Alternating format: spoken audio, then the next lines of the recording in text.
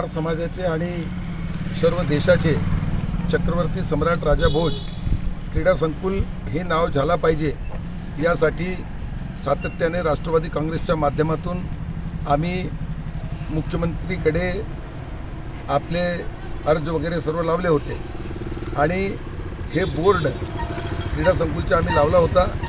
हे 10 दिवसाच्या पूर्वी असं समजण्यात आला की काही कार्यक्रमामुळे कशामुळे हे बोर्ड इथून आम्हाला दिसलं नाही, तर त्याची आम्हाला एक खंत वाटली।